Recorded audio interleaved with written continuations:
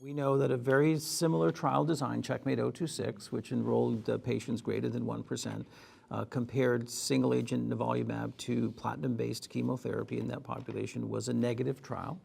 And here we have Keynote 042, greater than 1%. That's a positive trial. Dr. Langer, what are your... So I've gone on record as saying I'll eat my Yankee hat if this trial were positive, so stay tuned.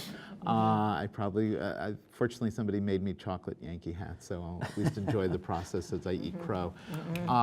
I predicted that this trial would be negative in large part because of Checkmate 026.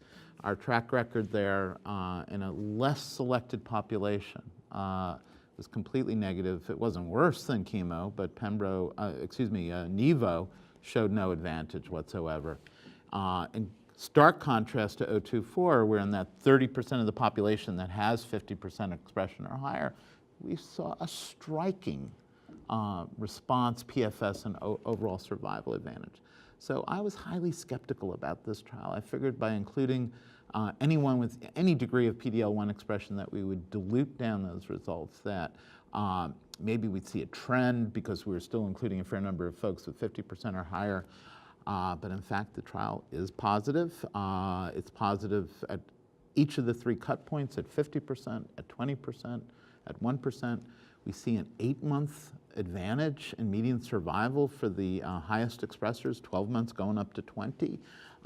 We see a less striking advantage for the 20% or higher group, 16.7 versus 13, and then 15-something versus 12 for all comers. So I think the big question comes up, is this advantage driven solely by the 50% or higher group, or are we also seeing it in the 1 to 49% group? And it's important to note that the 50% or higher group represented 50% of 50% the patients. of the enrollees. Yeah. 600 That's not a surprise because you look at 189 and even 021G, it's roughly a third each. So if all comers had to have at least some PD-L1 expression, you're splitting that 67% or so, and 50% would be 50% or higher.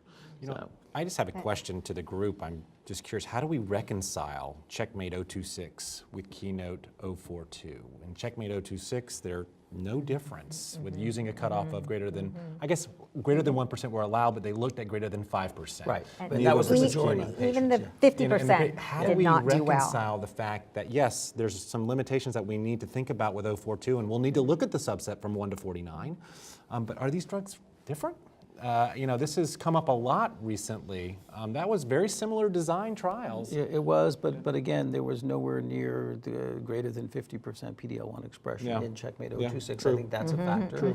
I think there were some bits of unluckiness in 026 that led to some imbalance of known prognostic factors. I think it's really hard to, again, these are not quite equal trials because of these sorts of things. And, you know, it used to be based on the second-line data that I thought that, you know, Nivo, Pembro, and Atezo were Coke, Pepsi, Dr. Pepper kind of thing. I think as the first-line data has emerged, I'm not sure that that's the case, right?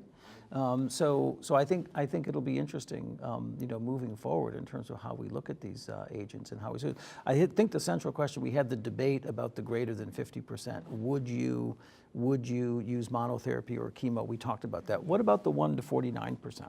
It'll depend on 042. If that shows a benefit, then the question becomes, do you use single agent immuno if it's positive, or do you use the triplet? I think the chemo goes away. Do we have the same argument about the bulk of disease symptomatic patients Maybe. and that sort of thing? And maybe those low volume patients that are either not symptomatic or minimally symptomatic, you would do immunomonotherapy even in that population? Certainly in older, frailer patients who are chemo averse, but I think I'd have a lower threshold in the 1 to 49% to continue with chemotherapy and immunotherapy. You know, we're going to see, you know, the pie slicing start to happen here. As we've already seen, we cut it in half with the 50%, but we're going to start seeing the slices come even more refined. So I think we have to wait to see the data to do that, but it's a challenge. Dan raised the question, do we need to do PD-L1? And I think this is an argument very much in favor of doing it because effectively, I think as time goes on, we will be looking at different populations, potentially having different studies in these populations. For the 0 group, maybe for 1 to 49%, for 50% or higher. And then if TMB hits on survival, we're going to have to figure out a way to integrate that. I personally would have, just hypothesizing, TMB, the survival advantage is realized in 227. It gets an approval. Hasn't happened yet. It's not part of our clinical armamentarium, but should that happen, I would personally have equipoise in a PD-L1 0 population with high TMB, comparing chemo pembro to the ipi-nivo combination. Yeah. We may need that. Yeah.